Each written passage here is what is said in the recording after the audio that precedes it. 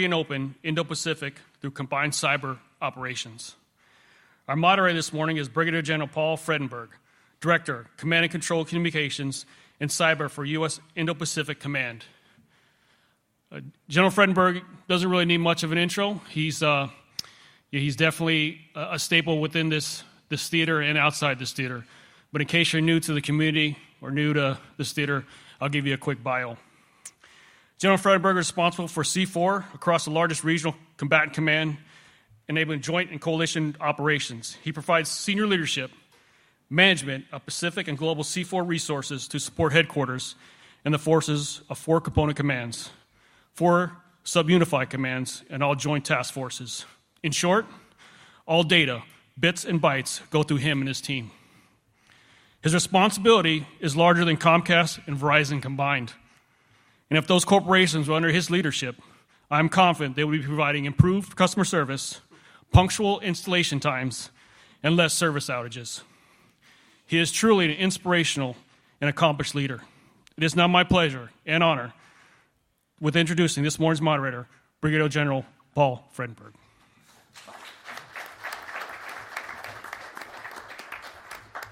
Hey, thank you very much. It's just a great opportunity for all of us to be here today. When we appreciate you taking time out of your day to listen to us here today, talk about some of the opportunities that we have in our region.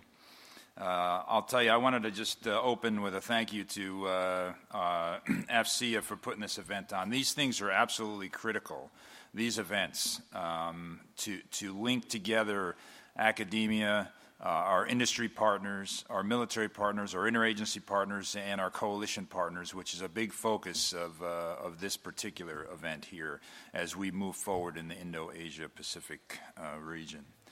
But I will tell you that working together to achieve a free and open Indo-Pacific region through combined cyber operations, and I'll highlight shortly, our environment is very dynamic, it's challenging, and it's growing in importance every day.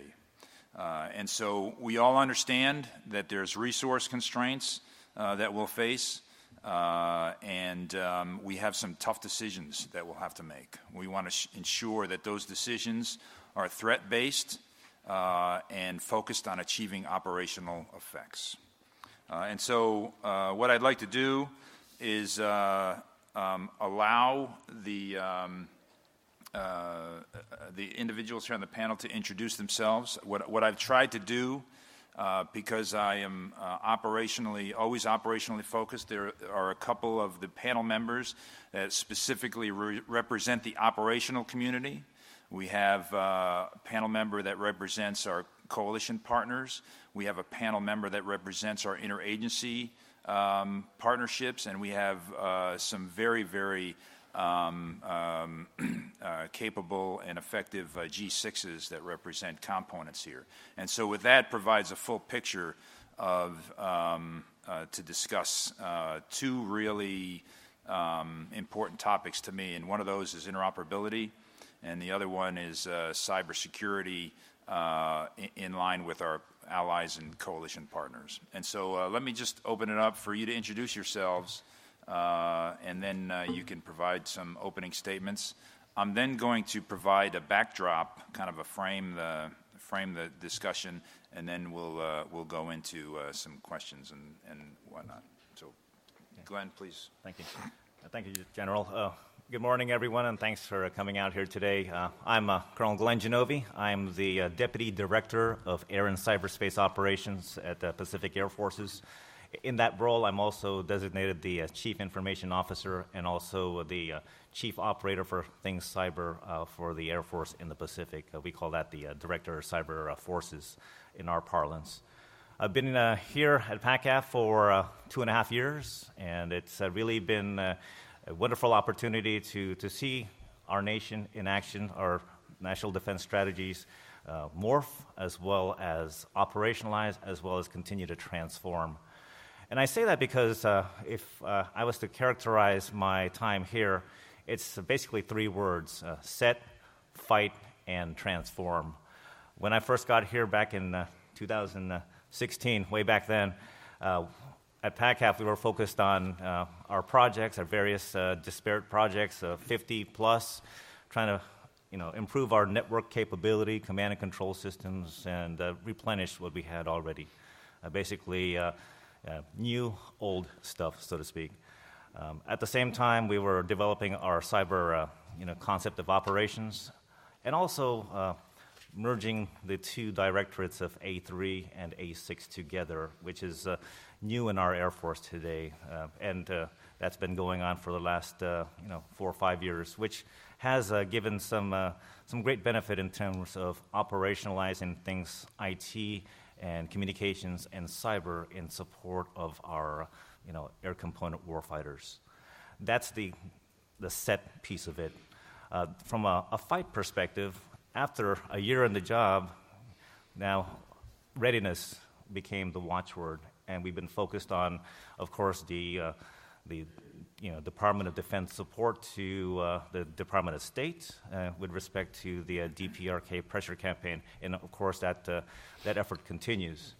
But what we found out from an air component perspective, uncovering all of our planning efforts, going through the books and all the rest of it, was that there was a lot of work to do.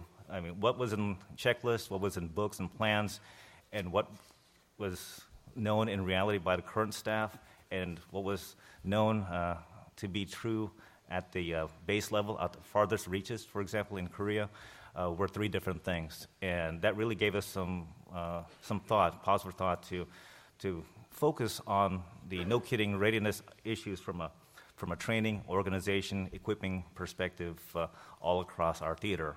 And going forward, now that was the so-called fight tonight type of mentality. It was really focused on things Korea ever since I came into the Air Force 25 years ago. But now I'm seeing that the readiness efforts, the quote-unquote fight tonight mentality, is extending across the entire theater, from Alaska down to Southeast Asia, East and South China Seas, and all throughout the Indo-Asia-Pacific theater. And now, with that, that's causing us more, efforts to transform our force, our networking, our architecture, to not only look at the infrastructure that we provide, but more importantly, enable the platform from which data can be cataloged, can be analyzed, can be processed, so that we have decision quality, not only data, but information for our warfighters. So with that, we are embarking on a cloud data analytics campaign in PACAF, and we are embarking not only with our DoD partners, but also academia and industry. And to bring it back to the entire AOR here, there is really a lot of threads with respect to interoperability as well as cybersecurity, and it's not just a service type effort. It's a joint effort. It's an allied and partner effort. Basically, it's a whole of Indo-PACOM and a whole of government type of endeavor here. So the things we're doing right now, we hope to extend outward to bring those things to bear. So basically, I just want to give you a quick snapshot of where we are in PACAF and going forward. We have a lot of things going on with interoperability with our partner nations, Thailand, for example, as well as that from an air component perspective, and also Singapore, all the way up to our binational agreements with Canada, for example, Alaska NORAD region. When I was the ANR A6, that has been going on for decades, and with a lot of nations in this theater, there's a lot of bilateral, multilateral, multinational type of agreements, and we need to look at those and mature those to the max extent possible. Not every agreement we have, relationship we have is at the max optimized state, but we're getting there at a piece by piece. It's not a more, let's say, generalized type of agreement like in NATO, which has its quirks as well, but we are where we are, and we're doing the best we can day in and day out. So the jumping off point I have here is with that, we can't divorce interoperability with cybersecurity. They go hand in hand. And with that, it has huge implications for not only our force, but how we operate and plan with other forces and other nations going forward. So with that, I want to just pass off the microphone to my next compatriot, and I look forward to the discussion. Thank you. All right. Hello, aloha. How are we doing, everyone? It's good to see y'all. It's been, pardon my voice, I have a little head cold that's caught up to me and ruffling the feathers a little bit, but again, I will get through this and make it sound as pretty as possible. But just wanted to thank General Fredenburgh and AFCEA for inviting me to sit on this panel. Again, a great opportunity that I've had in the past, and it's always a great opportunity, number one, to explain the Marine Corps specific perspective of issues, especially when talking about combined cyber operations, but also to hear from not only our peers, but the industry partners on what we can be doing better on this. So to start with, Marine Corps has a long and rich history of operating in the Pacific, often in coordination with as a complement to our nation's allies and partners. At first, this was in the traditional traditional warfighting domains of the land, air, and sea, but now we've included cyberspace into that as well. We did this not just to assist our allies and partners in increasing their capacity, but we recognize that by improving their cyberspace capabilities, it increases our own cyber defensive posture and capabilities as well. The Marine Corps Pacific 2018 through 2024 Theater Campaign Plan, which guides the Marine Corps' efforts throughout the Pacific, has 5 lines of effort, one of which is engaging allies and partners. This engagement includes all efforts to work with our allies and partners in order to increase interoperability, develop increased capability, and increase access. Our role at the Marine Corps Pacific Information Environment is to work to engage our allies and partners through the cyberspace realm. It is also our responsibility to support Indo-PACOM in their efforts to engage and support the partner nations in the region to increase their capabilities. As the focus of this brief is sharpening the competitive edge for combined cyber operations, General Fredenburgh has mentioned several areas which are needed to shape our efforts and investments in cyberspace with our allies and partners. These include increasing our cyber capabilities, and mutually beneficial alliances and partnerships, and leveraging exercises by integrating Cyber C4 into the exercise programs. I'd like to provide 2 quick examples of how the Marine Corps is working to achieve these focus areas in the Pacific. The first is being with the Royal Thai Armed Forces. During the exercise Cobra Gold, which is an annual exercise conducted in Thailand, we execute this role with the Army as the exercise component on a rotating basis. But every year, our focus remains on 2 primary goals: conducting multilateral cyberspace operations and conducting combined TTPs to be used in accordance with multinational force SOPs. So when we work with the Thais in a real-world environment, be it at HADR or potentially in a combat operations, our SOPs will be solid and complete.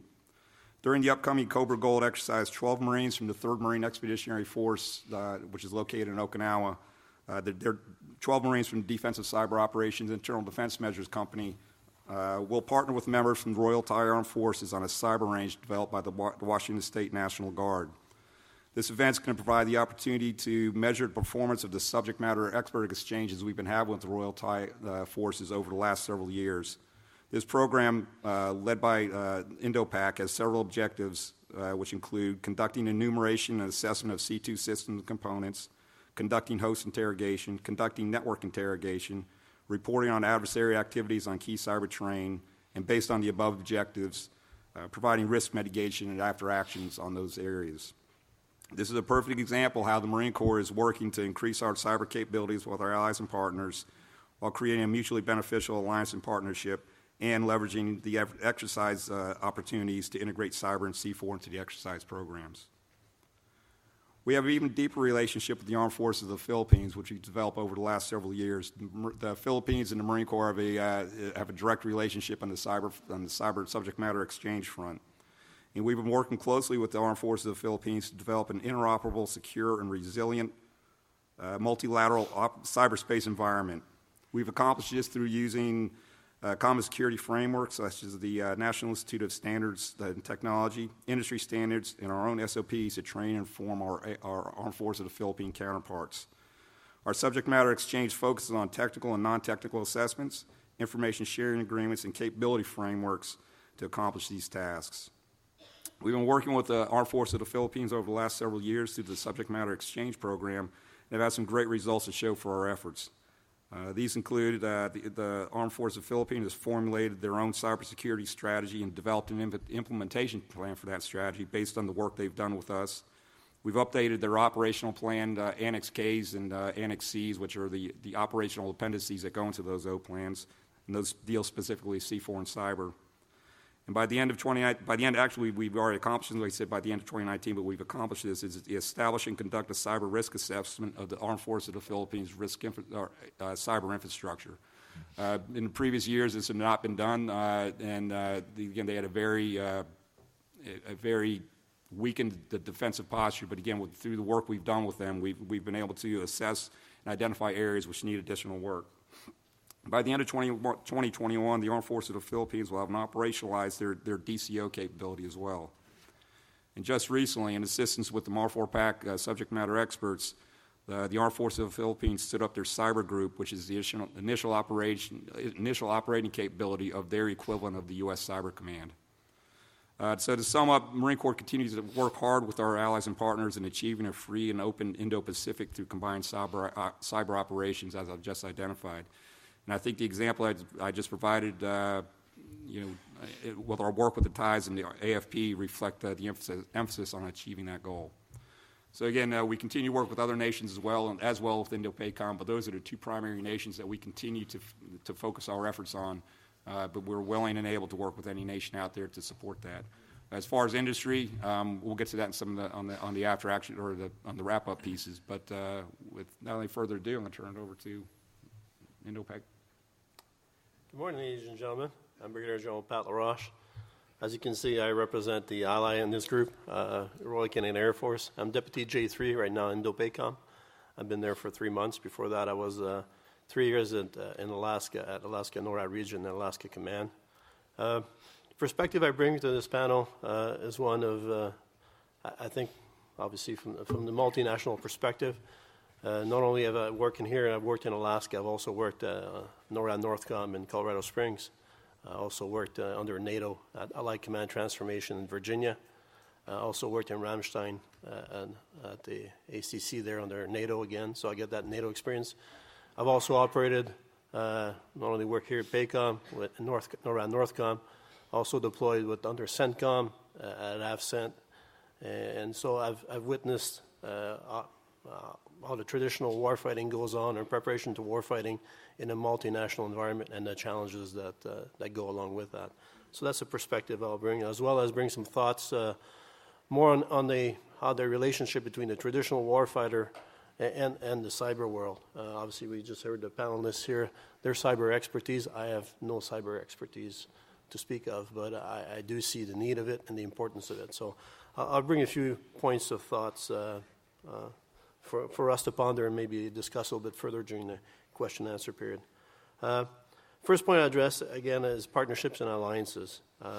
As we've seen since the start of the 20th century, conflicts and wars for the vast majority have been done under alliances, coalitions, groupings of nations. That's how we fight. That's how we fight today. That's how we fought in the past. And most likely that's how we'll fight in the future. That also, while it provides some strengths, and to many will say this provides our greatest strength, it is also our greatest weakness because alliances are tough to manage. Multinational operations are very difficult to do, even in peacetime, never mind in times of conflict. And now, as we've done that in the past, we've lived through that, now we face a contested battle space, both in cyber world and to the future in space as well. So added challenge that we face. Underpinning all our operations is the management of information, critical information that is gathered through ISR or whatever means, manipulated, shared, and decided to form actions all the way from the tactical soldiers on the ground all the way to the most senior levels of government. This is already challenging, as I said, for a single nation, be it the United States or any other nation, to do that in a contested battle space. Never mind trying to do that multinationally. one of the problems to do that, to achieve that, is technology, and I live it every day through the restrictions of systems and compartmentalization of information, and I've lived it in many theaters as well, and I've seen it from different perspectives. I've seen it from as a Five Eye partner. I've seen it from other partners that are non-Five Eyes and whatnot. So managing the information and sharing that information, which is critical to make the deciders make the decisions, appropriate decisions in any situation, must adapt to this new environment and must move forward. And that's challenging. Most nations, the smaller nations like my nation, tend to piggyback on what the U.S. does. And so far, up to now, a lot of your systems and going forward are lined against services and approaches, which sometimes do not lay itself very easily to inter-service operations, never mind multinational operations. So going forward, I think that's key, is finding ways and means. And I know there's a lot of effort going out towards kind of cloud-based systems and whatnot, where you can easily control the information and share it across multiple services, multiple individuals, and multiple nations to achieve the effects that you need. Another issue that we face all the time is one of policy. How do you share that information? And it's for one nation, it could be fairly straightforward, but once you go into a multinational nation, then you start thinking about, well, what are the capabilities of each nation that we have to deal with? What is their reliability with that information? How can they manage it? And how trustworthy are they with that information? It always proves a challenge. How do you control that information, share what you need to share enough so you can get the job done and work together as a team, as a multinational team?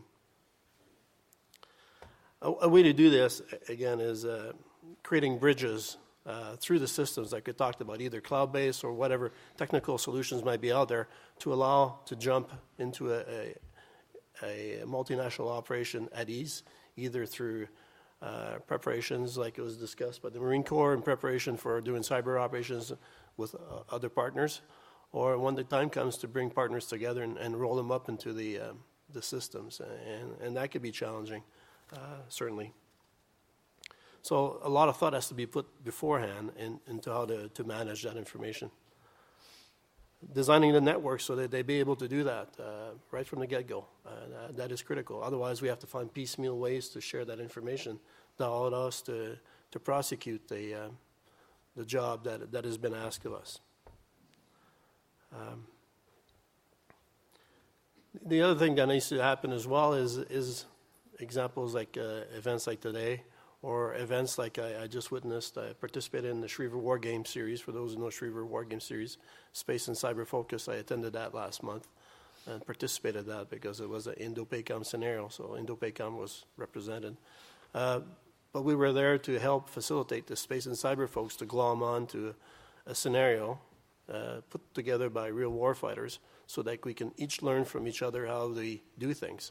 How's the warfighter going to set up the scenario? How's the Space and Cyber folks going to do that? That in the multinational environment. And in addition to that, there was also the POLMIL level, policy military level of leadership. Now we're talking not only about the tactical operations that you get together in a multinational environment, now you're talking as well as the policy one between nations, and a dialogue that needs to occur to agree on the way ahead or agree to disagree going forward. So that's a challenge in itself. But these types of exercises, conferences, opportunities are essential going forward to prepare ourselves before we meet that situation where we must prevail.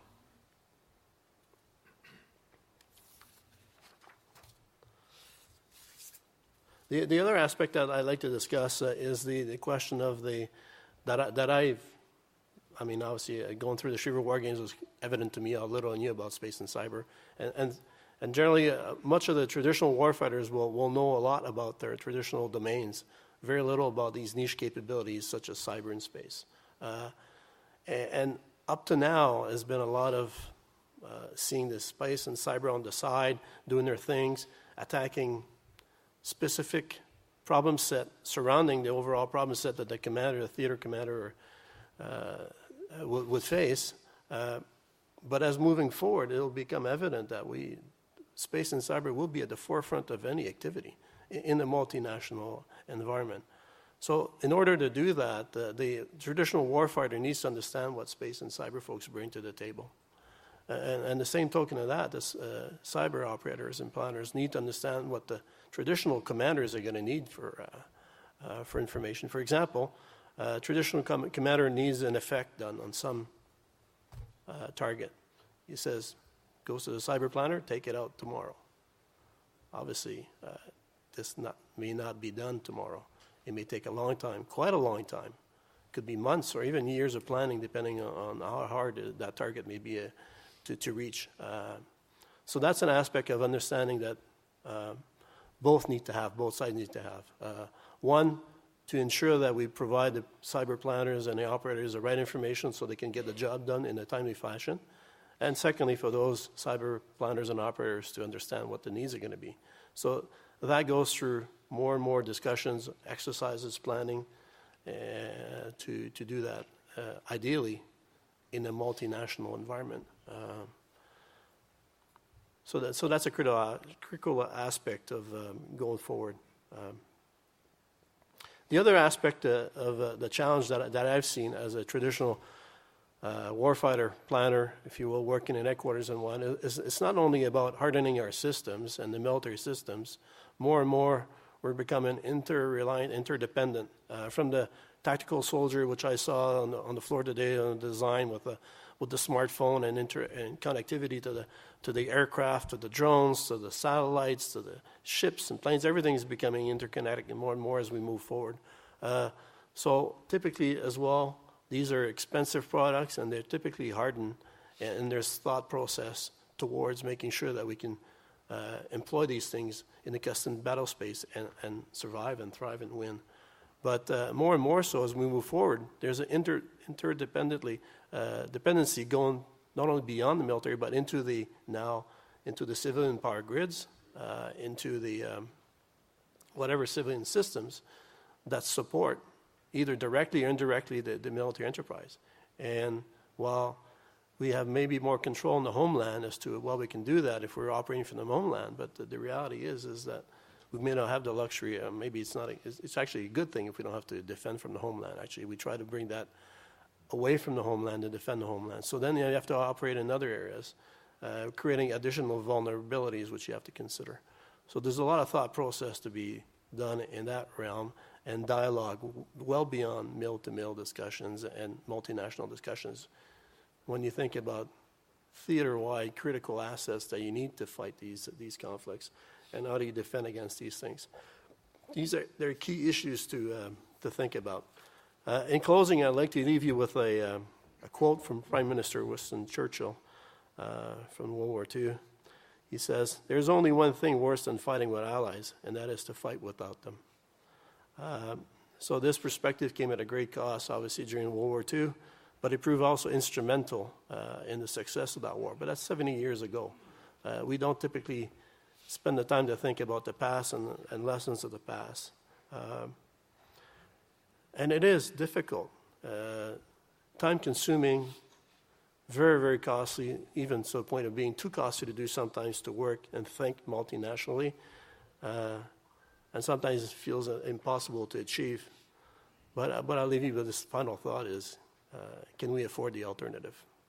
Thank you. Aloha, kako to everyone over here. And I'm Brigadier General. I'm Brigadier General Moses Kaoiwi. I'm with the Hawaii National Guard. I'm the Director of the Joint Staff for the Hawaii National Guard. So I work for the Adjutant General. And our core competency really is to respond to natural disasters or all hazards events when it comes to civil support or protecting and assisting civil authorities when they need to respond to any type of incident. And mahalo to General Fredenburgh for inviting me here on this panel. And what I want to discuss here today is really touch upon what General Fredenburgh mentioned, which is really how do we achieve a free and open Indo-Pacific. And part of that requires us to be able to protect our critical infrastructure, specifically here in Hawaii, where our critical infrastructure, or from the Homeland Security perspective or FEMA perspective, the 5 sectors that entail this critical infrastructure really is critical to mission assurance. Electricity, water, telecommunications, communications, all those sectors feed into the ability for our military to operate and maintain mission assurance. So how do we do that from a civil perspective or civil support perspective? So to address the issue of cyber threats to these areas, or the 5 sectors of the critical infrastructure, General Lengyel, the Chief of National Guard Bureau, has designated the Hawaii National Guard as one of 3 National Guards across the United States, along with Washington State and Ohio, to participate in a pilot program. And this pilot program is to field a special unit. And that unit's focus will be on cyber threats to the critical infrastructure and key resources. The unit designation is identified as a Cyber Mission Assurance Team. And we refer to that as a CMAT. Military likes its acronyms, and we provided that for this team, and that's what we'll refer to it from now on. And the CMAT mission is to support our civil authorities to protect critical infrastructure and the key resources from cyber threats. While the CMAT mission set is new to the Hawaii National Guard, the Hawaii National Guard is no stranger to the process in which to provide support. The role of Hawaii National Guard during a disaster, whether man-made or natural, has always been and will always be to support civil authorities. Hawaii National Guard has already fielded for quite some time now 2 special units designated to respond to man-made or natural threats, and have used them to assist civil authorities when called upon. These units are the 93rd Civil Support Team, as well as our CBRN Enhanced Response Force Package. And both of these teams are designed to respond to chemical, biological, radiological, and nuclear threats to Hawaii. The CMAT will be an additional special unit, and the Hawaii National Guard will follow the same process to deploy them and use them within the state as we have deployed our 93rd CST, as well as our CBRN Enhanced Response Force Package, at the request of the civil authorities. Our 2 teams, our 93rd and our CBRN Enhanced Response Force Package, short we call it CERF-P, they have already developed partnerships within the state of Hawaii across the interagency, as well as with law enforcement and private industry. Likewise, we expect the CMAT to do the same thing prior to any incident occurring. Last month, the Hawaii National Guard just started forming the CMAT and have begun preparations to begin training the CMAT. And the certification of the team members will begin. Collective training and assessments of team performance will continue throughout 2019. Once fully operational, the primary mission of the CMAT is to state, public, and private support. CMAT focus areas will be comprehensive mission at risk analysis, vulnerability assessment, identifying existing and emerging threats, information sharing among federal, state, local, and private organizations, penetration testing, training and exercises, and forensic investigation. The Hawaii National Guard CMAT will be under the operational control of the Joint Force Headquarters Hawaii National Guard under the direction of myself and the Hawaii National Guard J3, or Operations Officer. The CMAT will be required to operate with Hawaii state agencies, Department of Homeland Security personnel, private and public sector, critical infrastructure owners, and operators. So a lot of you probably have a question of what does that mean as far as from a technological aspect. As the CMAT is being fielded and this test pilot begins, they will be using standard toolkits and learning on how to conduct a mission within the cyberspace. And as such, from a technological aspect, the industry should be looking at what assets are out there that need to be developed so we can facilitate the ability for the CMAT as well as across the board any other type of cyber operator to be able to get into the network and do their missions, especially the missions that I outlined earlier. From the National Guard perspective, and I talked to Lieutenant General Bob about this yesterday, when we're dealing across threats, doesn't matter what type of threats they are, whether it's a physical threat through terrorism, it's a nation-state actor, or whether it's a combination into the cyber world. From a response perspective, we have to be, first of all, we have to be prepared. And that facilitates rapid response. Rapid response is critical in order for us to be there when needed to stop what's happening, as well as being out there early to prepare ourselves as well as prepare our partners when the time comes to prevent and mitigate as well as respond to any type of threats coming across cyberspace. So with that, that's some of the things to think about when we're looking at how do we move into the future to look at our ability to protect ourselves.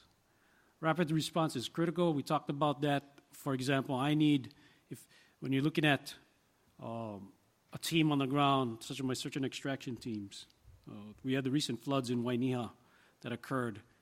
I didn't have too much reach back to my teams out there while they were looking and searching for people in Wainiha and Kauai. We had normal communications, but if we could create the ability to provide photographs, pictures, other than the current existing cell phones uploading, narrow down the time, create a bit of bandwidth, getting that feeds loaded up and sent to us over at the Joint Forces Headquarters with the damage assessments as well as the statuses of the personnel out there with their surveillance or reconnaissance of what's really happening, as well as their ability to provide an incident awareness and assessment of the whether people are hurt, what damages are occurring, what roads are blocked, what infrastructure is not working. These things will require technological expertise from you guys to come up with the ability for us to be able to narrow down that response time, whether it's in cyberspace, going from information on the ground straight to our headquarters so we can make decisions, as well as being able to protect that information as it's occurring or being transmitted through cyberspace. So with that, thank you for your time, and I'll leave it to Dr. John. Good morning, everyone. This is my second panel, so I'm going to do a little bit less of the introduction to me and kind of get more into the theme. Name is John Zangardi. I'm the Department of Homeland Security CIO. Operations is what it is all about. Operations is a team sport. The worst place to be is alone and unafraid. I generally like to be with a lot of other people and afraid. It's a better place to be. Hey. It's a team sport, and that's really important. If you look at what DHS does, we support everything that's on this island. We touch everyone's life here. So whether you're talking about commerce, whether you're talking about travel, whether you're talking about emergency response, which was just mentioned, whether you're talking about immigration or law enforcement, we're involved in all of that. So when there's an issue, whatever the fight is, whatever it is, DHS is going to be there in some form or fashion supporting it. We interact with the local government in a lot of different areas, but one that I wanted to talk about was the Coast Guard. Whether you know it or not, the Coast Guard bridges two organizations. And when I was the DOD CIO, I chaired the CIO panel that included the Coast Guard because they are in the dot mill. Well, but they're also part of the Department of Homeland Security, and now that I'm on the Department of Homeland Security CIO Council and I run it, I get to see that they play both sides pretty well. But what's important here is that when you look at the Coast Guard, they're going to be involved in any military activity that occurs here. So whether you're talking about law enforcement or commerce or military involvement, DHS is going to be involved in implementing their abilities and operational support into those things. It's important to include us because as you look at that fight, our support is critical to the outcome, however you cut it. The environment is changing. Cyber is ubiquitous. It's everywhere. We have to deal with it. My biggest concern as we start looking at the future is really as the new technology comes on, how we're dealing with the supply chain. But it's very complicated. If you look at the commercial marketplace, mergers and acquisitions happen like every day. Who owns who? Who's building what? Is there a licensing agreement between some company headquartered in the U.S. where it's being built in China, and who is it in China that's building it? We really need to think about the complexity of that environment. New technology, new features are becoming available every day. How do we deal with that stuff as it rolls out in such a continuous fashion? We're not used to dealing with those kinds of things. We're growing into it, but sometimes it's a shock to the system and how fast the commercial marketplace is moving and the effort for us to keep up and be relevant. So one of the things we do is we look very strongly, since I've been there in the CIO side, is leveraging what we can out of DoD to keep building those lines of cooperation. So Nancy Norton, Admiral Norton will be proud to know we leverage DISA STIGs, right? And as we rolled out Win 10, we used the DISA STIGs. We want to be on the same standard. And that's really good when you start thinking about interoperability across all the things that are going to happen on this island. Let's be more common. Let's leverage the intelligence that we can offer to DoD and vice versa. You know, just this week we were meeting with companies and saying, hey, what pilots are being done in DoD that we can work together on? So without mentioning the companies' names, if DoD is doing a pilot, I want to leverage what they learn. I don't need to do another pilot and vice versa, right? We have too few people with too few skills to be spreading ourselves ever and ever thinner. We need to take advantage of what others are doing. So my point here, because I was on the last panel and talked a lot, is I really think the future is less about the technology. It's more about the culture. It's cultural. You know, how do we build in resilience in our workforce? How do we build in transparency among the different organizations? And that means cooperation and collaboration. It's really important that we work through those cultural differences because, at least in my experience, we can solve the technical. It's the cultural that's always been a challenge. And having been involved a lot with the deployment of business systems where people have to make change to their business processes, gosh, you'd think you're pulling teeth without Novocaine to get people to change. It's really difficult to move change, and that's really where I think the challenge is in the future. So on the note of change, and since the general mentioned Churchill, quick story on Churchill. World War II, we all know Churchill wasn't really into his health. He smoked a lot of cigars. And he was smoking 3 or 4 a day, and he had bouts with pneumonia and the flu, and he drank through those things.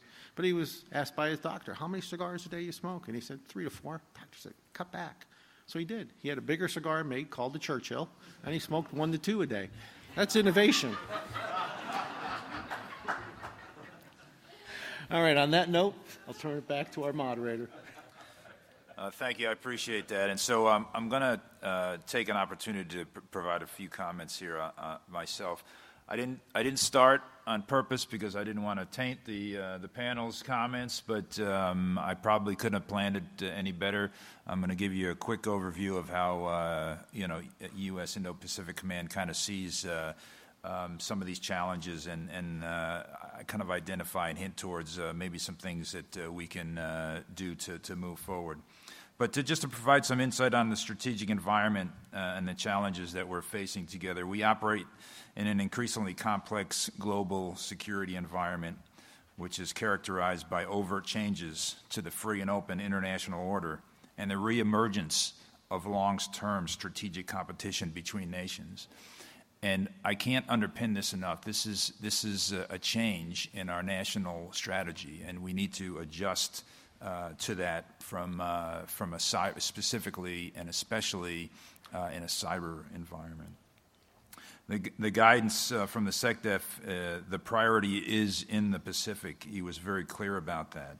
And I'm providing a combat credible forward presence in Asia through strengthened alliances and partnerships across the Indo-Pacific.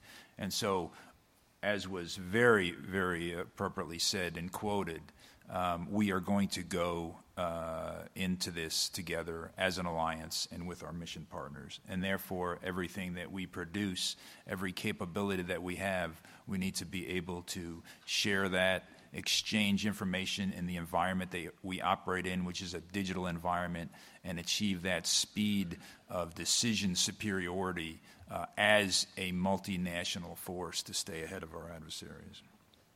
5 of 7 U.S. treaty alliances are in this theater, but they're bilateral in nature: Australia, Japan, Philippines, South Korea, and Thailand. 90% of the world's data flows through this theater in the undersea cable infrastructure that we have in this AOR. And 55.3% of the global GDP, 42 trillion of the 78 trillion globally, is in this theater. So just to underpin the importance of what we're doing out here, that puts a pretty big emphasis on why this theater is so important. Over the past few years, the strategic environment has shifted. The United States of the past many years has enjoyed uncontested or at least dominant superiority in operating in almost every domain.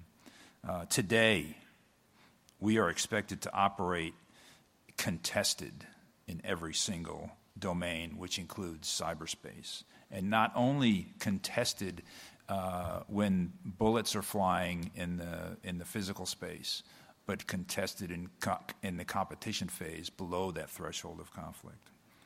This security environment is affected by rapid technology advancements and the changing character of war. And this is why working together with our government, our industry partners, academia, and our coalition partners is absolutely so critical to our success.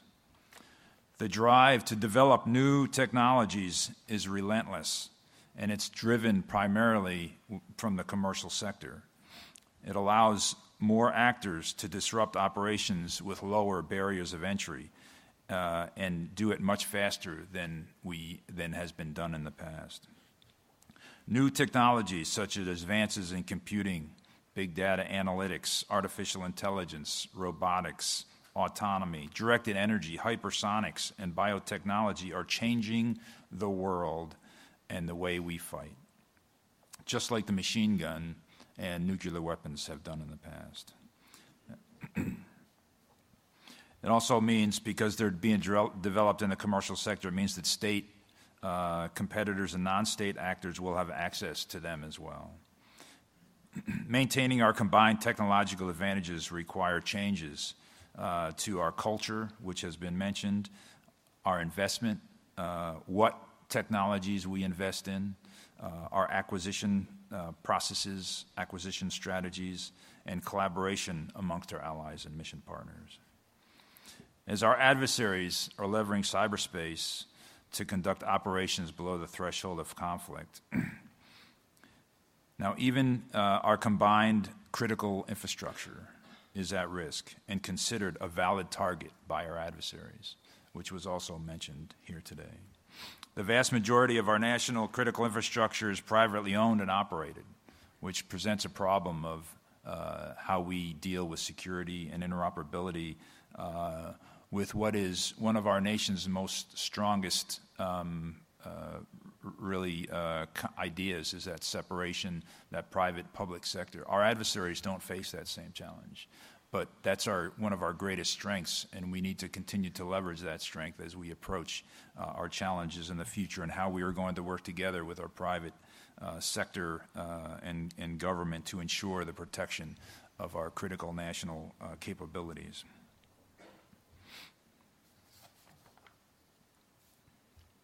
Focusing on the challenges that we're facing in the cyber domain, as a new national cyber strategy highlights, our prosperity and security depend on how we respond to these opportunities and challenges in cyberspace.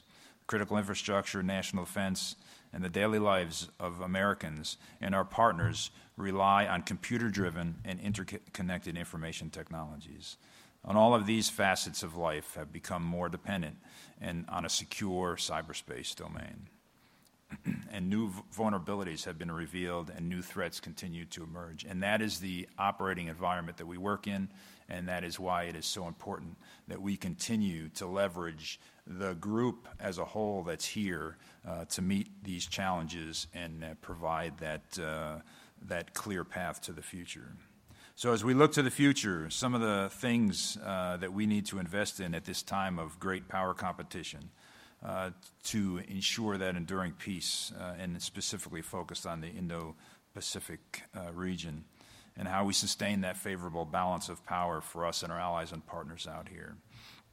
I would offer a few focus areas as we move forward in the future to shape our efforts. And I'm following along the lines of our national defense strategy, because that's what we are focused on here, is implementing of that national defense strategy out here in this region. And so as we look at increasing force lethality, or increasing our cyber lethality in our case, this means that we must deliver full spectrum cyber operations anywhere in the region, anytime that it's needed, in synchronization with our other domains, air, land, sea, and space. Our investments must prioritize developing resilient, survivable, and interoperable networks. We need to accelerate next-gen protected SATCOM and the delivery of a resilient C4ISR capabilities. We need increased investments in capabilities to gain and exploit information while denying our competitors that same advantage. And then 3, we need to establish a framework for the whole-of-nation approach to actively and aggressively defend our key terrain in cyberspace, including our critical infrastructure. Secondly, we need to look at posturing and designing networks for operational effect. When I think about networks and architecture, I'll use a car analogy. And nothing against fancy cars or Ferraris or other sports cars, but that's not what we're looking for. We want a Jeep. We want a modular, flexible, customizable. We want something that everybody can use, something that can go anywhere, and something that we can count on. And lastly, something that can get us out of trouble when we make mistakes. Some of the things that I think we need to focus on are, again, I can't overemphasize the resilient nature of theater transport. As we look at this theater, we are in the process of upgrading significant transport capabilities. And in order to take advantage of new technologies, the underpinning capability requirement is that bandwidth access. If we're going to leverage cloud technology, we have to have the bandwidth to access it.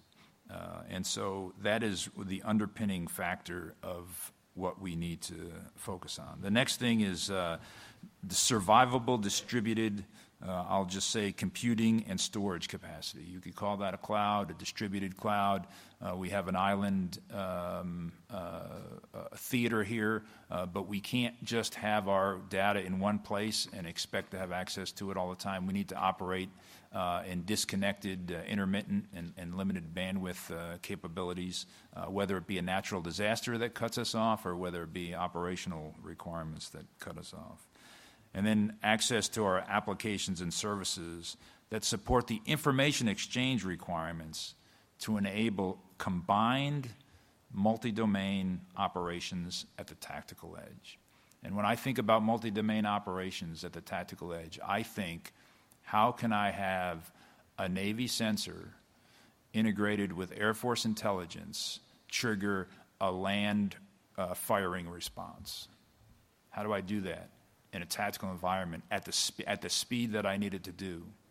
Right now, many of our networks are configured such that they have to go back through to some strategic interface or cross-domain solution, because many of those networks are not, that information is not on the same network. It's not on a joint integrated network that can get my sensor to shooter data correlated with intelligence in real time to enable firing operations. We need and must be able to perform these critical missions in a contested cyberspace domain. And we need to have the secure and resilient communication architecture, which enables us the combined command and control and decision superiority in a denied integrated environment. Next, we talked about our alliances and partners. Every network that we deploy must include the ability to connect to, distribute, and share information with our allies and partners. And it goes back to culture, and it goes back to policies. If we are being told that we are not going to go it alone, then we, as a provider of communications capabilities and cyber capabilities, must design a network that allows us to be interoperable with our allies and coalition partners. A couple of things in this space. We need to transition to a mission partner environment that allows the information exchange requirements to support combined operations. And in parallel, as we've discussed here, expedite our efforts to build that collective cybersecurity and cybersecurity practices and capabilities to provide that decisive and synchronized effects. And then lastly, I think that commercial solutions for classified, mentioned in the previous panel, will provide a very integral component of being able to connect and interoperate with our allies and mission partners. So I'm going to stop there. I just wanted to get a quick overview and some kind of strategic framing as we begin to take your questions and comments. And I thank the panel members for your comments. And I couldn't have planned it any better, although we didn't. But your comments were all spot on and uncoordinated. So thank you. Now, I'd like to kick off with the first question, and then we'll start taking questions from the audience. But all that being said, and all the challenges that we've talked about, one of the key things I find is this risk management framework, or this risk and this yin and yang between protecting information and sharing information. And we are at the nexus of this when we're talking about coalition, interoperability between industry and government, interoperability and information sharing. I'd like to get some of your comments on how we can move forward, and if we got it right, if we have some policy adjustments or some things there. But that's one of the things that we all struggle with, and I'd like to hear each of the panel members' comments on how we deal with that risk and between sharing versus protecting as we go forward. It's just spot in the middle of the cybersecurity discussions and conversations and information exchange that we're dealing with here. I'll just start with Dr. Zangardi. We'll go reverse order. Being a person whose name ends in a Z, I'm used to always being back in. Anyhow, so risk is it's difficult, right? Sometimes it's just qualitative, it's not quantitative. I mentioned in the last panel that I'm the authorizing official for DHS. I sign on the bottom line, and I assume the risk. And I think that's important that as you sign for that risk, that you have a discussion and understand what's being brought forward to you, by my CISO and others. We can go, wow, this is how many high risk items we have. What's our plan to take those high risk items from this number down to no number? How are you going to do that? And then tracking it over time. It's also understanding how you look at your risk items between high, medium, and low buckets, and making sure that you place it right. It's also driving a culture out, because I'm looking at this from an enterprise perspective, out into the components that we view things in a similar way. I don't want an organization where when they're looking at an ATO, they have no high-risk items, but yet I get 50. I'm making those numbers up. But we need to be on the same sheet of paper in our understanding of what risk is. We are going to accept risk. If I said zero risk, I guess I might as well just shut down the network, pull out the power cord, and let everyone go home, because that's not where we're going to be. So how do I build a workforce that understands risks and knows how to manage it? That's the key risk I see in the future, because I'm asking a lot. And I mentioned earlier in my remarks that we're looking at a lot of issues with mergers and acquisitions and new technology, and we learn things continually about companies out there that force us to evaluate the risk. And we have to be nimble. That's my point here. If you're educated and trained, you can be more nimble in how you look at the risk. Because I guarantee you what's true today could very easily be different tomorrow. So that ability to move quickly and understand there's a risk and these are the actions I could take to mitigate it. That is reliance upon a highly trained workforce to get you where you need to be.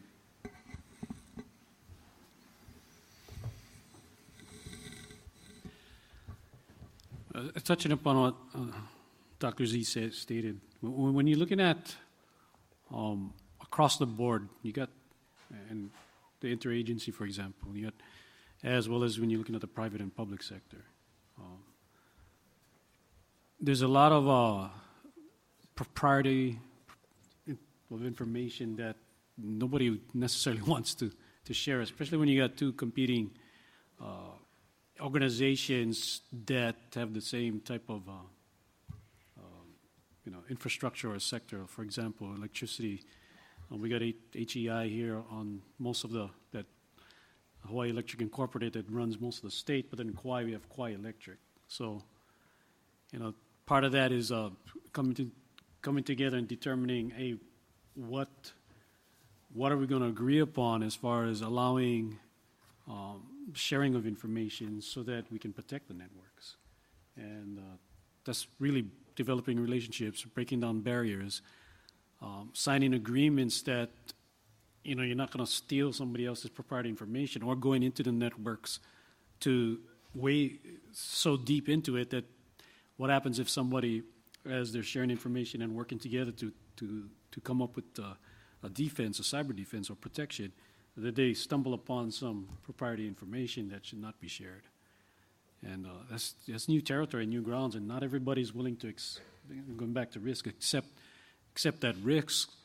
So how do we handle that? And right now, I don't have an answer for that except developing that relationships, trust, and knowing what is the threats out there, and what is more risky, not sharing the information, or sharing the information knowing that you might be revealing some of your trade secrets out there, but at the same time it'll assist in providing more security in the long run. I'm going to try to add on to this. I think Dr. Z and General Fredenburgh touched a lot of the points. I think the biggest challenge is culture. I think to me is the biggest challenge. Technology we tend to use as a panacea for everything, but even if you have to build a perfect system, you still have to have the right cultural mindset, which oftentimes will come from policy or just being ingrained. And people tend to go down to the basic level or position when they've been trained on, and default to that. And it's especially challenging in multinational operations. So I think in that sense, it's important for leaders to keep on working towards that in all domains, both on the policy side, on the military side, to keep striving towards multinational operations. That's the way we want to go forward. And I think all like-minded nations that we are, that's the way we understand is the best way to go forward, which requires a lot of effort. And it goes to policy. I mentioned culture, making sure that we enforce and try to strive towards that at all times. There's also an industry aspect of it as well. It's not just the military, it's not just the DoD organizations, it's also industry. You can make a product in the USA and sell it to another nation, like my nation, and also now there's a bridge to getting the information inside a black box that is critical to going forward. That's just an example. There's multiple barriers to this, so it'll take a big effort from everybody's part to do that, but it'll be even bigger effort to do when the time is for conflict. So might as well address this beforehand as much as possible. Thank you. Excuse me.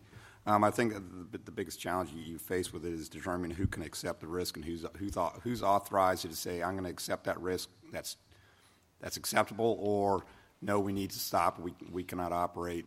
Usually, and again, if you look from the military perspective, that falls upon the commander, and down to what level. Is that the the mission commander? Is that the overall? Is that the Indo-Pac commander? Or is that the service chief who's got the forces out there? Who's got the authority to accept that risk and say we can go forward with that or not? And I don't think that's clearly articulated in a lot of cases, especially when you get down, especially in the cyber world, because there is so much overlap between, and it's interconnected between U.S. Cyber Command. Just looking from a Marine Corps perspective. Who can accept that risk? Is it Cyber Command? Is it MAR4 Cyber, or is it the Marine Air Ground Task Force commander who's executing the mission? I think everybody's got a different perspective on it. Cyber Command looks at, hey, this could affect the whole enterprise network out there. And the same thing from Marine Force Cyber Command. They could look at and say, hey, this could affect the whole Marine Corps enterprise. The commander on the ground says, hey, if I understand there's a risk out there, but in order for me to accomplish the mission, I need to keep the network on and running and functioning. I accept that risk. So who's authorized to say, hey, that risk is too high, too low? That needs to be sorted out, and it has not been done. Once you do that, I think it's relatively, I put air quotes around that, easy. Technologically, there's not a lot that we don't have technological capability out there, so I don't think it's that. I think it really comes down to the authority to risk and who can make that decision, and then coming up with a decision of what technology or what solution you're going to use to mitigate that risk. With coalition partners, I think it becomes a little bit even more challenging. If you're talking, a good example we have now, Centrix J, Centrix K, where we do our coalition networks with them. Who owns those networks and who's authorized to accept the risk in those areas? What about a pure mission partner environment network? Again, who's got the authority or ability to accept risk there? So I think that's where the challenge lies, is determining who has those authorities and responsibilities to accept risk, and then you can move from there to apply technical solutions, which there are plenty out there. It's just a matter of which one you're going to apply. That's a great question, because it really gets at the heart of the risk of acceptance, and with respect to enterprise risk versus local geographic risk. I mean, there's a saying we all know that a risk, shared by one is a risk shared by all. So from that perspective, we have to kind of look at, the resources we have to mitigate and or eliminate the risk. Can we, properly protect everything to a high level everywhere, all the time? I would argue that we can't, because we, just like everybody else, are in a resource-constrained environment. So going down that road, we really have to kind of think about tiered risk. Now, there's baseline risk that is for the entire system core, if you will, enterprise network, if you will. But I posit that if there is, an operation that is underway, and the information needs to be protected, because there's a multi-domain operation. We've got air, land, sea, and space, and other domains involved in a particular discrete, time-sensitive type of operation. I would argue that we really need to look at protecting to the max extent possible those systems, those networks, the data sources, the data stores, and the actual flow of that information to the max extent possible. We almost have to be very discreet and massing all of our resources at a time and point that we need to. Now, with that, there may be and likely will be acceptable risk or risk shared elsewhere, in the enterprise.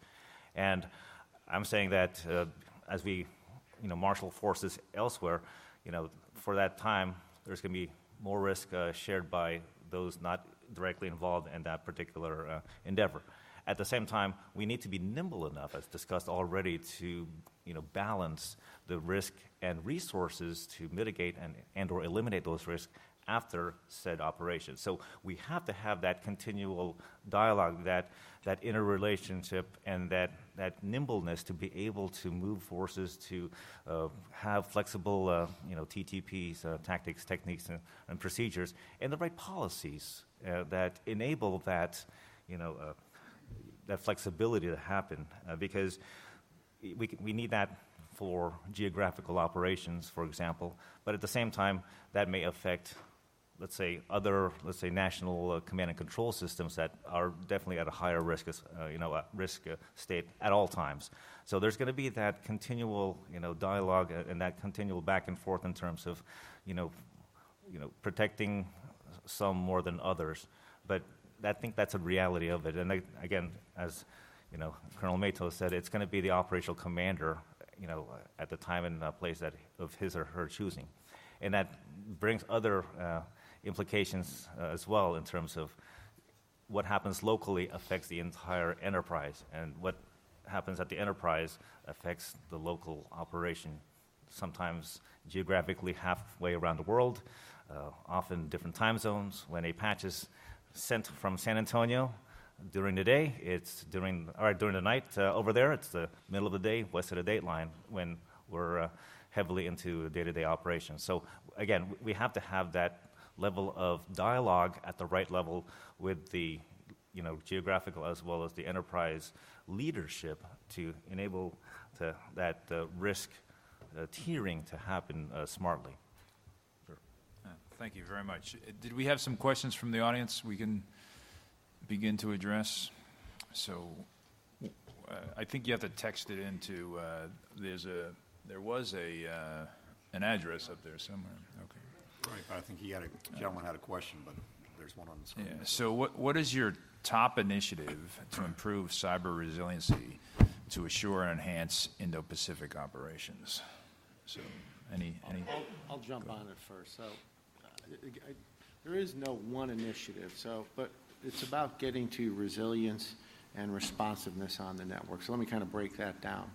So there's cyber hygiene. We've talked about that. It's getting to modern operating systems. It's two-factor authentications. It's about looking at your endpoint security. It's about having a modern infrastructure. But more importantly, hey, we're always going to leverage the commercial world. There's always going to be sort of a commercially operated aspect to what we do. So how have you defined your requirements against the length of a contract? And is the requirement perspective the right answer, or should we be thinking in terms of desirable outcomes? So where I sit right now looking at a potential 10-year contract, what does security look like in year 8 of that contract? And can I define it in a requirement right now? Okay, SLAs and then cores. I mean, you're really getting down to the nugs here. If you look at your cores, are they smart enough, trained well enough to look at what the vendor's delivering and make sure that the work was signed off appropriately, right? This all comes back to that cyber resiliency thing. So your requirements, your SLAs, your cores. Let's go technical.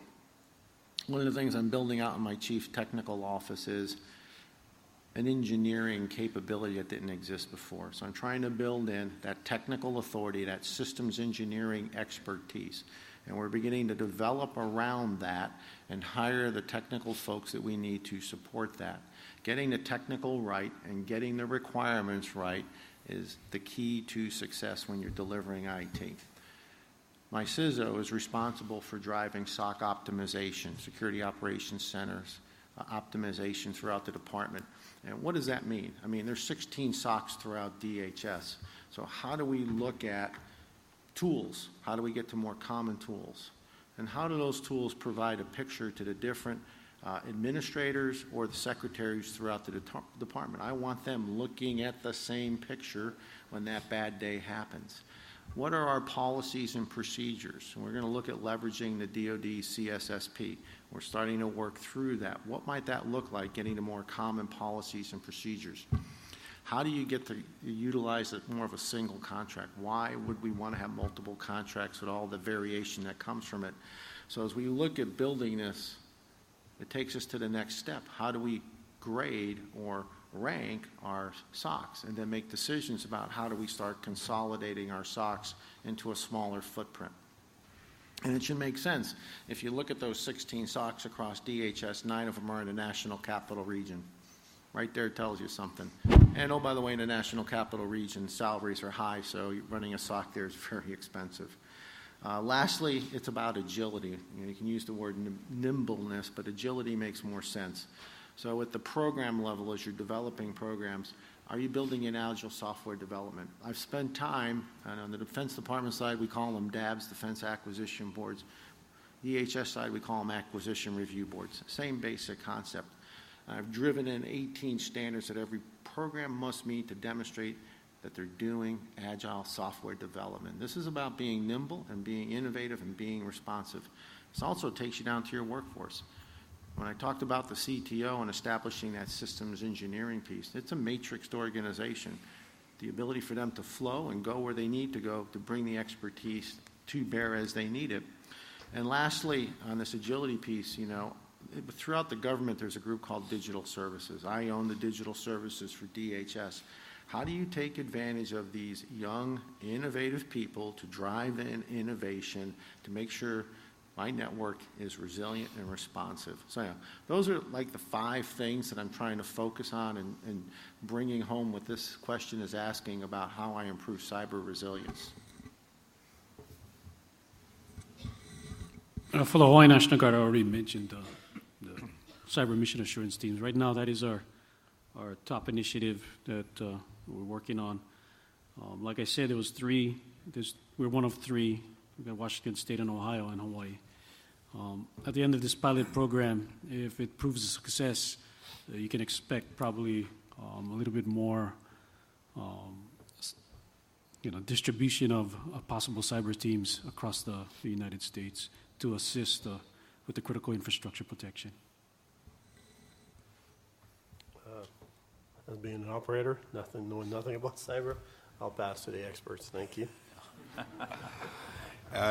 Much to the chagrin of the audience out there, I don't think as you walk out on the floor, there's a ton of technology out there. So I don't think a technology solution is necessarily the one. It's better.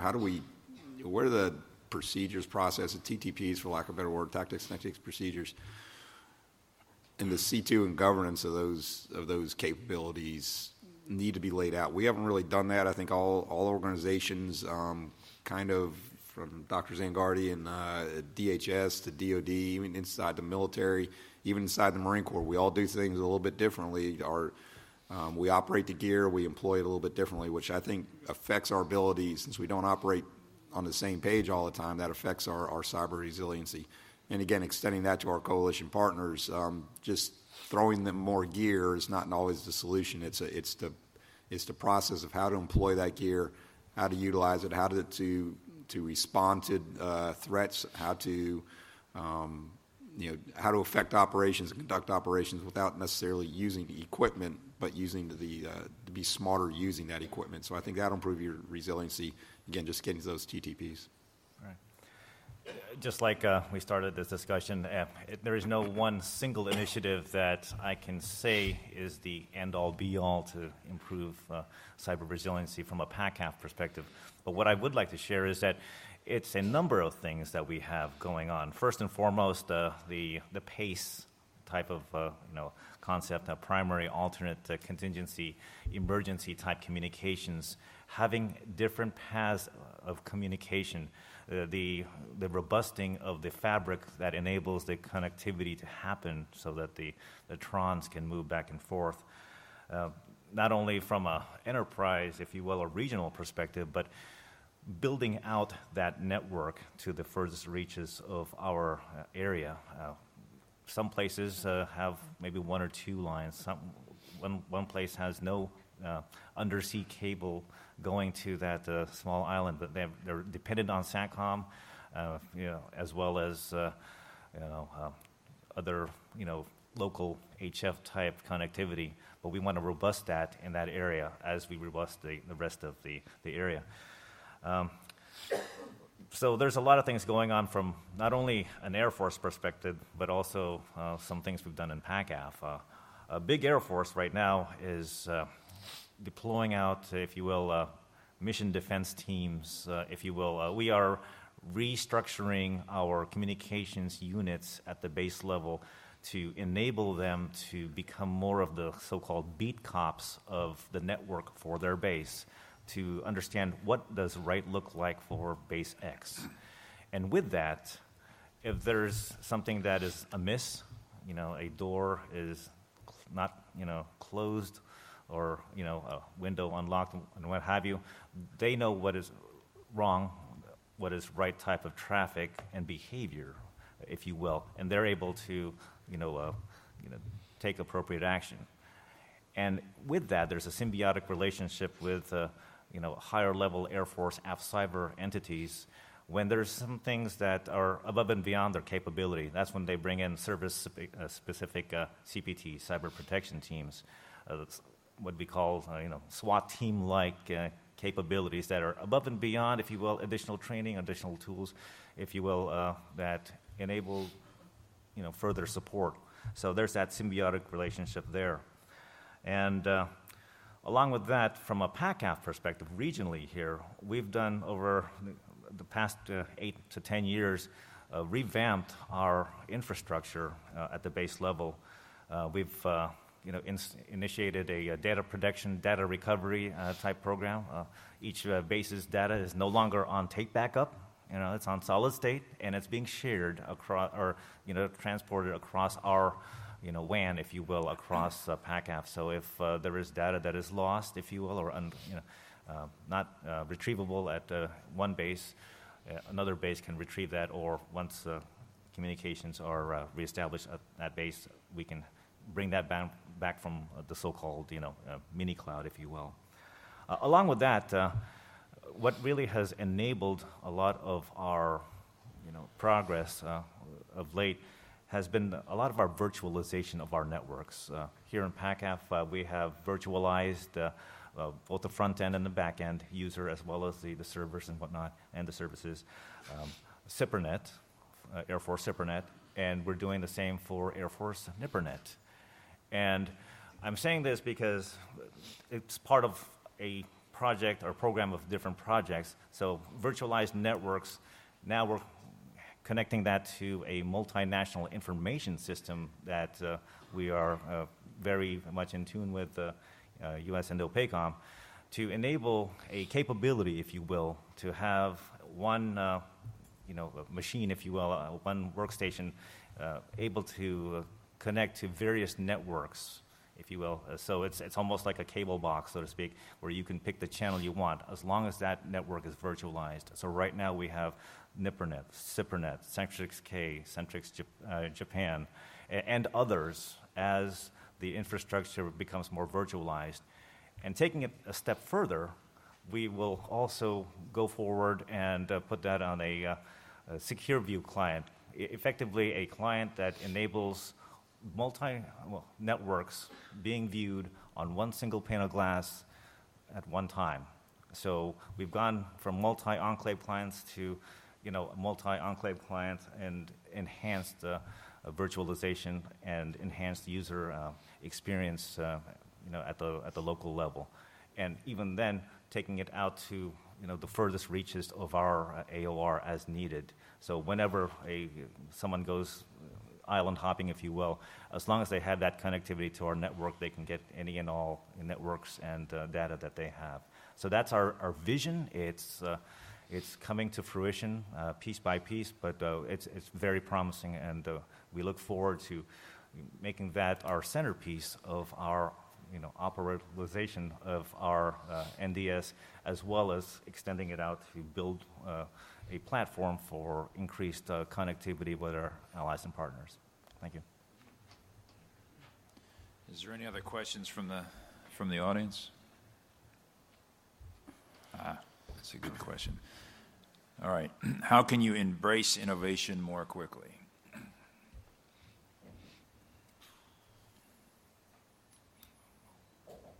Any takers on this one? I would say just have an open mind.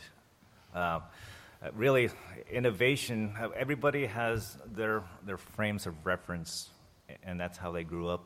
That's how they started their careers. We've done things certain ways based on our service, based on our specialty, MOS, what have you, our culture, and all of that has made us who we are over our lives and over our careers. So we see things a certain way. Joe and I see things differently in for some cases, but at the same time, we see things very similarly. But at the same time, I think the best thing to embrace innovation is really to lower those barriers, if you will, that people have, and just have as open mind as possible. The smart folks out there are everywhere. It's not age restricted. It's not knowledge or education restricted. Folks from any walk of life can have a great idea. It's really us who need to be able to be open-minded and accept that some things that improve a process, a product, or whatnot may be totally different from how we would get about that answer. But really, at the end of the day, it's probably the best answer. So crowdsource as much as possible and continue to crowdsource and see what works best. So let me pitch in. So the first question I always ask is, well, what the heck is innovation? And I guess innovation really is about where you are at a given time. In the previous panel, I talked about Office 365. Well, that's innovative for me, right? Getting that capability out there. That is important to understand that where you are defines what innovative is. But the question really is about how do I embrace it more quickly? One thing you got to understand about government is about routine and predictability. I think that's maybe why it's a bureaucracy. That's built into it. The threat is asymmetrical. Innovation, new things just keep coming. And that is really jarring to the system. So it is, like I mentioned in my open remarks, it's about how do you change culture. That's really the key thing, because when you look at moving, and having done acquisition for a very long time, moving a program through all of the wickets to get to a milestone or a procurement decision requires going through a lot of people who have the ability to say no or slow you down. And that's the challenge. How do you look at, and I'll use the word innovating, the acquisition process, for example, because that's basically what we're going to do. We're buying COTS. We're not going to go down the GOTS road. How do you look at what you're doing and make your process more flexible or tailored to what you need to achieve? And that is a challenge for all organizations in government, because governments are built around routine and predictability. I think as the newer generation grows and matures into government, and we look at the flexibility of allowing people to leave government, come back, different personalities will come in where they demand innovation, and that culture will change over time. In my view, it needs to change faster. From an operational perspective, actually the Army actually has started up Futures Command. And so that's one thing when you're looking at. The Army has started up Futures Command. It's in Austin, Texas. They're putting that together. They're bringing all types of people into that Futures Command to try and tackle that challenge of how do you embrace innovation. And they're going to be looking at future technology as well as looking at concepts as well as other things. So when you're looking at it from that perspective, that's where, from the government perspective, military's perspective, specifically the Army, that's where we're heading.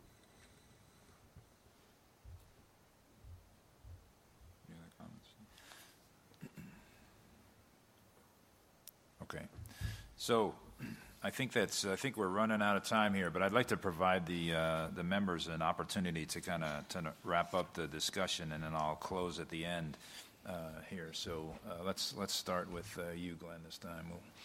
We'll keep Dr. Z last because his name ends in a Z. So I don't want to throw you off again. All right. Well, this past hour and a half really has been about interoperability and cybersecurity, but really it's in the context of readiness and operations, and all of that we do, we have to do it for something, right? So we prepare for war, we prepare for peace, and all other events that happen in between. Now, from a IT and technology and cyber perspective, really our focus, our main focus is on the connectivity and the information sharing type aspect of that world. But I posit that going forward, we can't just stay in that area.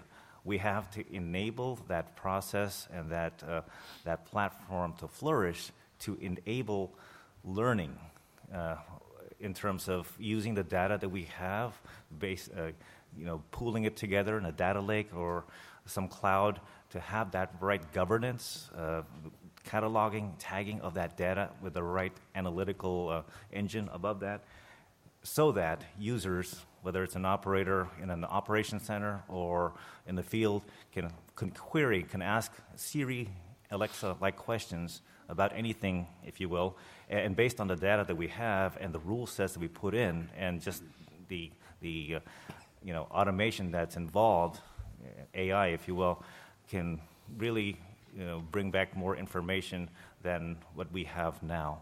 So really, our Chief of Staff of the Air Force focuses on three things, connecting, sharing, and learning. I mean, those three things, if from a IT and information perspective, are the holy grails, if you will, of maturity, and that would help us not only from a service as well as joint perspective, but also going forward, with our continued dialogue with our allies and partners. And again, with that, I want to close and say thank you to General Fredenburgh and my fellow panelists for being here today. It's an honor to be here with such a great company, and thank you all for coming out today. Thanks. I guess we're done. Again, I just wanted to say thank you again to the panel, General Fredenburgh, General Shea, Admiral Norton, and others who made this opportunity available to us, and to AFCEA, both AFCEA International and the local chapter as well. It's always a great opportunity to meet, not only peers, but also the industry peers that do so much for us out there. Again, as I mentioned before, there's a lot of different equipment that's displayed out there, and it's all it's all intended for our use, for our benefit, to defend the nation, to work with our partners. So I just really my whole focus on the wrap up is just say thank you for that, and I continue to ask industry to continue to work with us and develop that innovation, so that as that question asks, we can embrace it. Sometimes a little bit slower than you may like, but we do get it as you see that new gear coming out there, that new technology, and you present that to us. That's what we need to continue to move forward, to continue to interoperate, not only amongst ourselves, but with our coalition partners. So thank you for a great week. We appreciate it, and we continue to look forward to working with you, both on the technological side and on the personnel side and everything else. So thank you. Well, I'd like to echo Colonel Matos' words. I think he said it all. We really appreciate the opportunity to speak to all of you here, represent a little bit the multinational aspect of things. Another point I'd like to say as well, as an operator, I see the challenge everywhere I've been is also, we're resource constrained, be it money, people, bandwidth, the time, the ability to leverage innovation, knowledge, opportunities is very challenging, and it's not going to go easier going downrange as we're continuously challenged for money, for people, for having the right equipment and capability. So through that, then dialogue is cheap, and it's a great way to bridge shortcomings we may have on the resource world or any other environment. So be it having the opportunity to dialogue and communicate multinationally, even internationally, and not just at the mill-to-mill level with industry, academia, ability to bring think tanks together, innovation together, ideas to further is very important, because through dialogue we'll better refine the problem, hopefully create a better tool that would alleviate the work and not create more work. And sometimes in isolation, products, ideas are rolled out and are kind of left on the shelf there because, well, we just, what did we give up to deal with this great new tool? It's just the reality of the world. So I would encourage all of you to keep attending these events, sharing information, dialoguing. To further, really the goal is to enable those that will have to get the job done successfully. So that in the end, we just continue about our business as the best we can. Thank you. Yeah, first of all, thanks for having me here. But if there's one thing I'd like to leave you guys with out there is what I stated earlier, which is from an operational perspective, rapid response is key to ensuring that we are able to address whatever threats are out there, physical or cyber.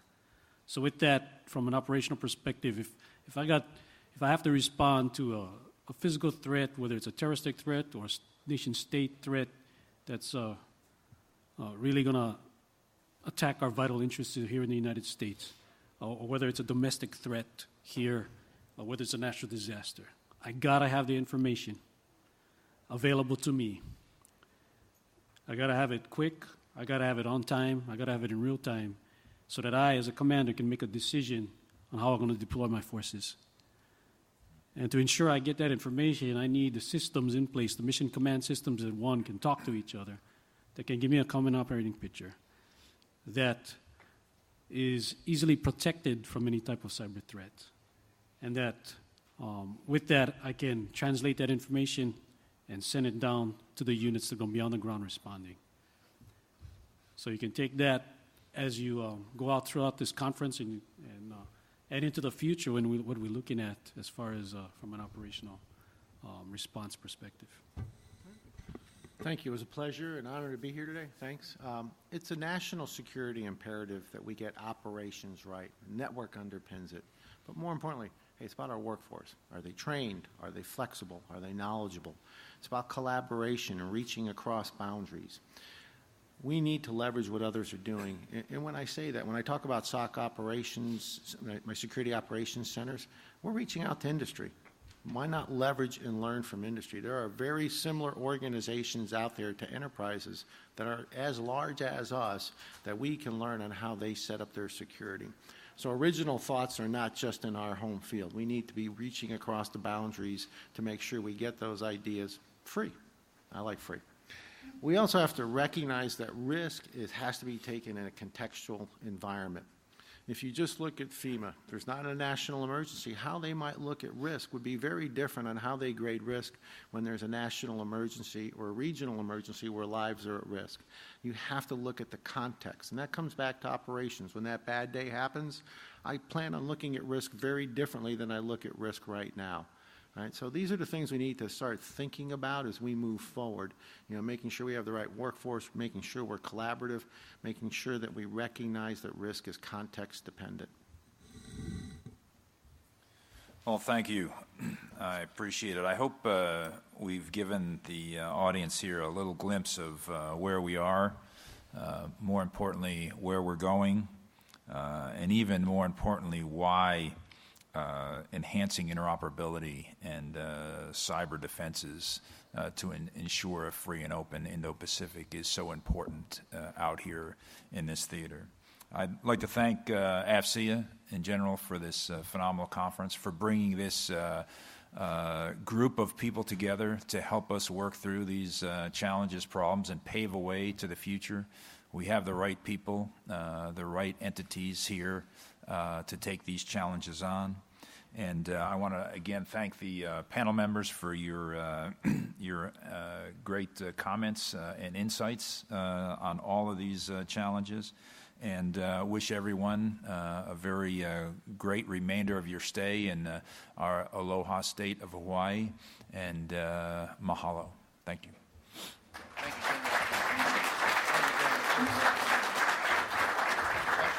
you. In the copper room at